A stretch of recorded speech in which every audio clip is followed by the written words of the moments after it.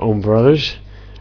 This vlog is going to be about the possibilities of our origins and sort of the fake debate going on between evolution and creation. Basically, I think everybody wants to think all things come from one point or one place, and I think that's a pretty narrow assumption, and it doesn't make much sense. It doesn't fit with our observations, and if you don't agree with my own observations, at least consider the possibility of plural origins. We have these myths in our society that I believe stem from the evolution myth, that everything has to start from one point. In the evolution theory, which is very, very far from Darwin, whatever he ever had written, they started applying evolution to all thought, all science, but not just all science, but everything in society. And my conclusion is that they're doing this because the leadership of your country wants you to believe that things are getting better and better, and that we are intelligent now, we are humanitarian, and we have rights and freedom today, but in the past it was horrible. And thank our glorious, wonderful leaders here in China. Thank Mao Zedong for our wonderful, glorious present state. And I think it's pretty obvious why leadership would want to do that. They also construct a false system of patents and copyrights where you have to name one person who invented everything. You have to name one person who owns something that is done intellectually. And it's preposterous because we all work in groups. We talk to our friends, we share ideas, we get ideas from other people, and we work in groups. There is a book out there which discusses this problem and proves that all of our major inventions, from the airplane to the computer to the light bulb and everything else, were invented by groups of men and not single men. And our impression that these things were invented by single men and that they're sort of these mini big bangs, and wow, what an amazing genius he is to come up with that on his own, is a myth created by the government, the ruling structure. And this myth gives people the impression that that individuals just boom, just create stuff out of their heads with no basis in the past, with no collective work in the present. And that's preposterous. All of this stuff was created by groups of men, and sometimes, like I discussed before with the airplane, they're simultaneously discovered, invented, engineered by different groups of men. This is at the same time and without communication between them. And so something is happening in the spiritual development of mankind, and the actual burst of creativity appears in 2, 3, 4 places at the same time, without physical communication by telephone or letters.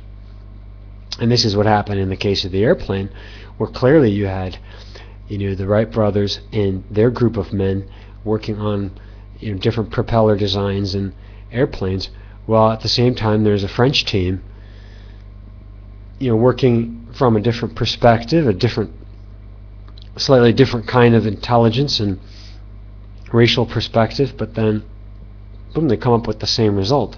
And at the same time, and this sort of blasts that whole myth. And what blasted the myth for me was coming and living in China, because China is not related to outside outside places. And so what we call China today is a whole group, a mass of races and warring tribes that have existed in this area, and maybe they're racially similar to us, straight hair, squinty eyes, short stature, etc.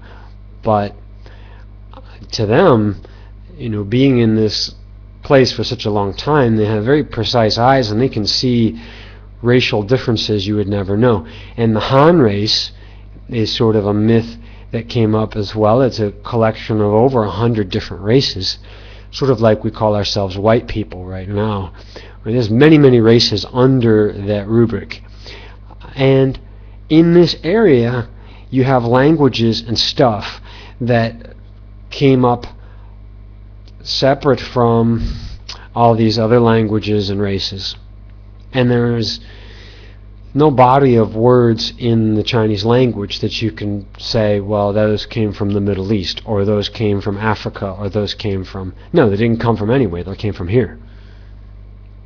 And this is going to fly in the face of the orthodox evolutionist who says, well, everybody comes from Africa. Everybody is an African, and then we all, evolved out of Africans.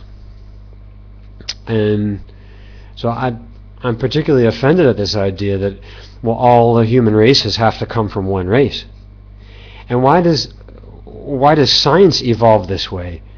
They come from a plural understanding, and then everything just keeps getting further and further narrowed down to where they come up with this everything from a single point myth, maybe just to support the ridiculous idea that our society today is more advanced and more pleasurable and interesting and happy and content and humanistic and than societies in the past.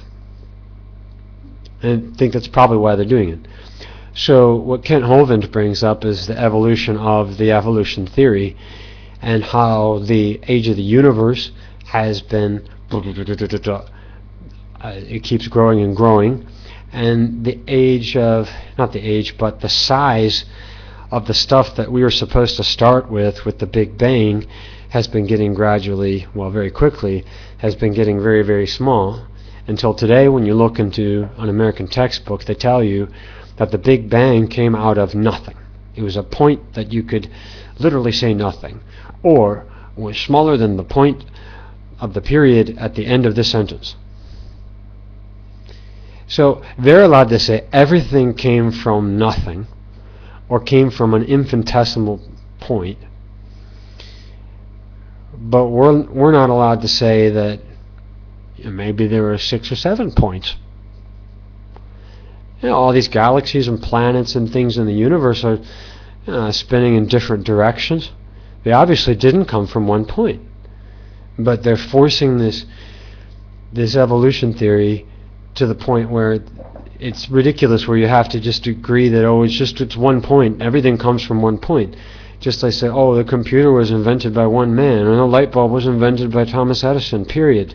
That's the end of it. And don't believe that. I don't think that makes much sense. It doesn't fit my observation that things aren't getting better and better on the social level. People aren't becoming more humanitarian. I mean, we think we've abolished slavery. We've abolished the murder of children. Oh, isn't it funny how the Canaanites, Edomites, or Jews of biblical times, they would sacrifice their babies into Moloch. Isn't that horrendous and savage? Well, it is. But look at China. In China, they abort 25 million babies a year, gentlemen. And they put the dead babies in these plastic bags. And if the woman or the man, they don't pay for disposal, they hand it over to them. Like, here's your dead baby. I mean, this is the kind of savagery that is right here today. Why do I have to believe things are getting better in general, or on a social level things are getting better? Desertification, the loss of forestation, the loss of species, the oceans, the pollution and all that kind of stuff, it's losing out in pockets, but it seems to be gaining in general, or it has been at least for a very long time. And then this would fly in the face of this idea that everything's improving and always evolving on an external surface. On an internal surface, I could agree. Consciousness is always learning and improving, and I'm very optimistic about the very long term of the human race, and I'm very optimistic about the angels and God, and all the consciousness in the universe is definitely learning through this process we're going through. But on the external side, what I see is most people are failing in producing something useful to society, and some trees and grass even. It's amazing how deep the failure goes. So what I would suggest is, all the types, all the kinds of animals were created at once. That instead of boom from Big Bang from nothing, all these, the universe, if we want to start from the beginning of cosmology, all this stuff happened in several points at the same time, at different times, and then on the earth here, the beginning of life was, consciousness,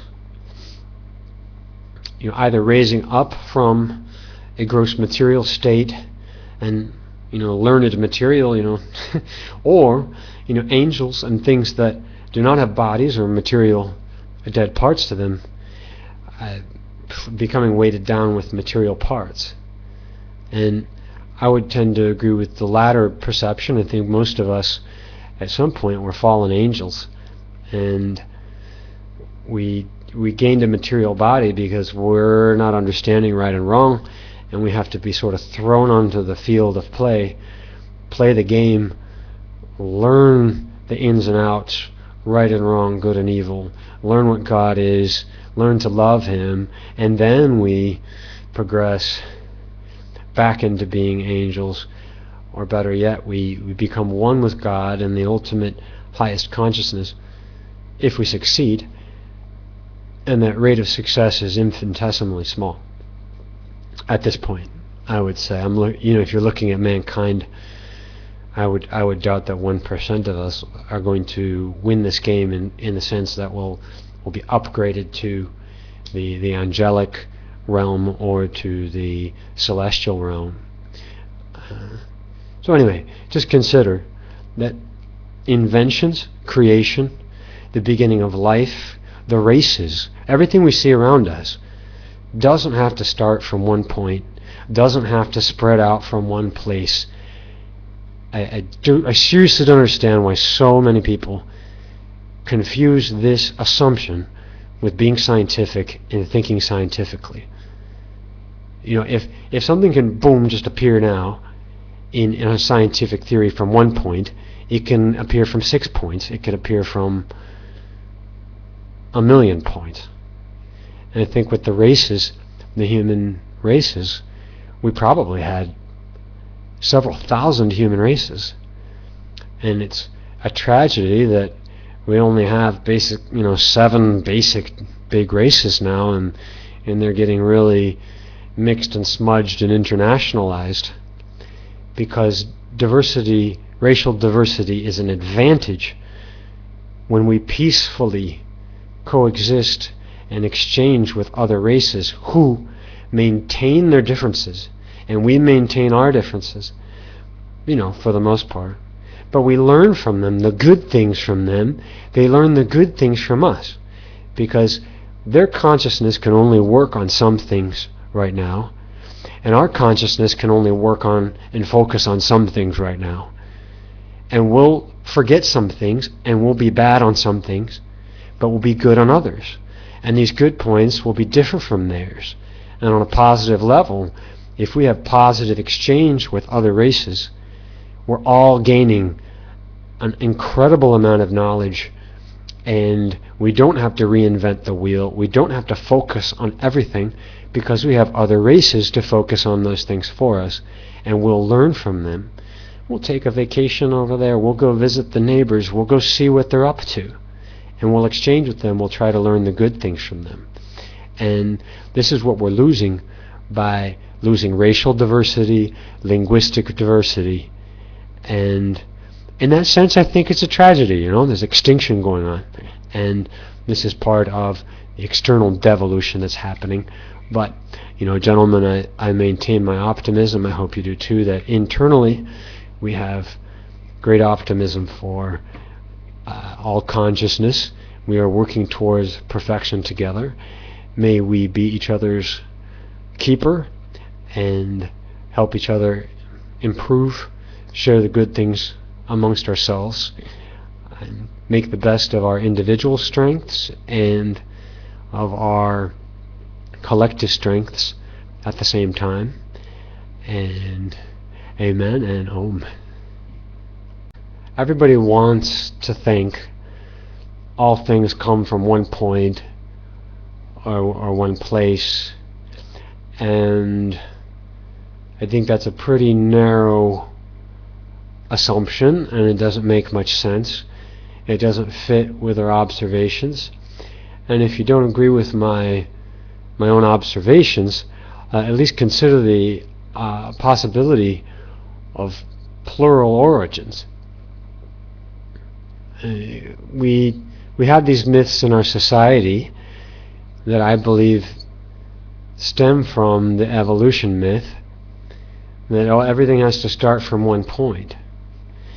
In the evolution theory, things are getting better and better, and that we are intelligent now, we are humanitarian, and we have rights and freedom today, but in the past it was horrible. And thank our glorious, wonderful leaders here in China. Thank Mao Zedong. Brothers. This vlog is going to be about the possibilities of our origins and sort of the fake debate going on between evolution and creation. Basically, I think, which is very, very far from Darwin, whatever he ever had written, they started applying evolution to all thought, all science, but not just all science, but everything in society. And my conclusion is that they're doing this because the leadership of your country wants you to believe that